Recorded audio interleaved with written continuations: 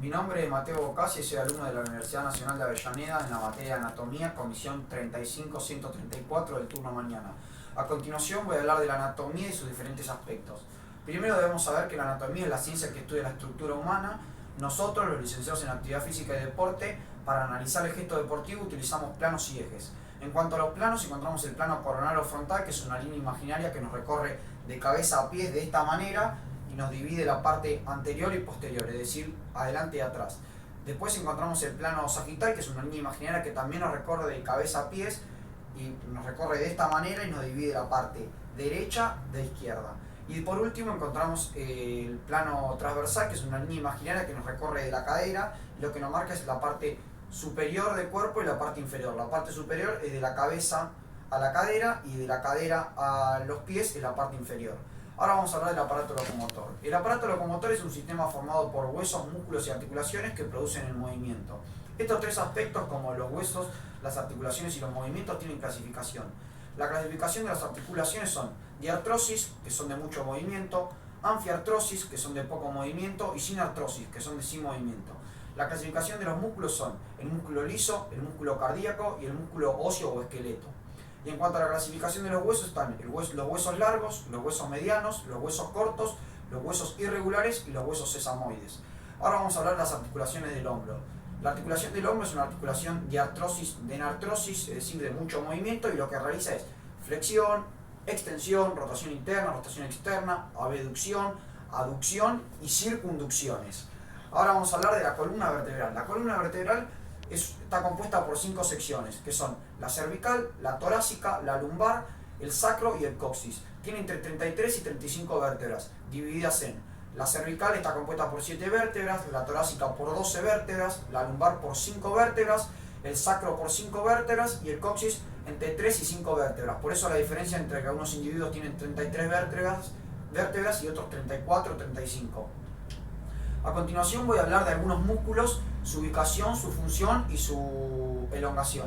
Arrancamos con el supraespinoso, que es un músculo que se ubica en la cara posterior del cuerpo, y lo que se origina en la fosa supraespinosa de la escápula, y lo que realiza es abducción y se elonga en aducción. Se ubica en la parte de acá atrás. Ahora vamos a hablar del trapecio, que se origina en el tercio medio superior de la nuca, es decir, en esta zona.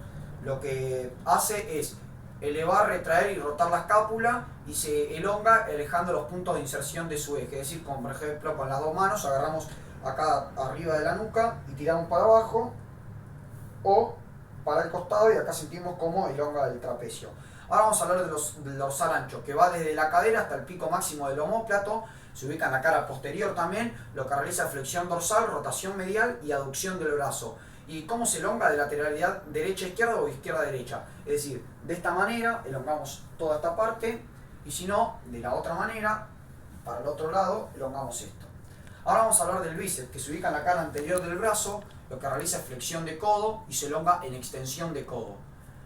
El tríceps se ubica en la cara posterior del brazo, lo que realiza es extensión de codo y se elonga en flexión de codo.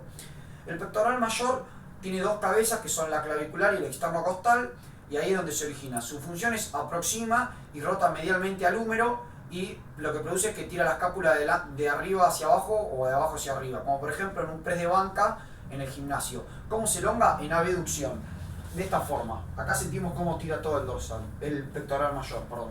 El recto anterior del abdomen va desde el pubis hasta el diafragma, es decir, en esta zona lo que realiza es flexión de tronco, como en los abdominales cortitos, y se elonga en extensión de tronco, es decir, con las dos manos en el piso, los pies hasta la cadera apoyada totalmente en el piso, y de la cadera para arriba estiramos para arriba en extensión. Ahora vamos a hablar del psoas ilíaco, que se ubica en la cara anterior del cuerpo, es decir, en esta zona, lo que realiza es flexión de cadera y se elonga en extensión de cadera en esta zona, sentimos como tira el psoas ilíaco. Ahora vamos a hablar del glúteo mayor, que se ubica en la cara posterior de la pelvis y de la cadera, es decir, en esta zona de acá. Lo que realiza es extensión de cadera y abducción del glúteo también, y se elonga en flexión de glúteo o en aducción. De esta manera, sentados en el piso, sentimos como elonga. Ahora vamos a hablar del cuádriceps, que se ubica en la cara anterior del muslo. Lo que realiza es extensión de rodilla y se elonga en flexión de rodilla de esta manera. Ahí vemos cómo tira. Ahora vamos a hablar de los isquiotibiales, que nacen en el pliegue del glúteo, en la cara posterior del muslo. Lo que realiza es flexión de rodilla y se elonga en extensión de rodilla. Ahí, sentimos cómo tira acá abajo. Y por último vamos a hablar de los gemelos, que se ubican en la cara posterior de la pierna, es decir, acá abajo. Lo que realiza es flexión plantar, que puede ser así, y se elonga en flexión dorsal.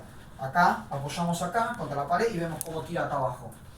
Ahora vamos a hablar de la pelvis, que está formada por los dos huesos coxales y el sacro en el medio. Y por último hablamos del tórax, que está formado por el esternón, las vértebras torácicas y las costillas.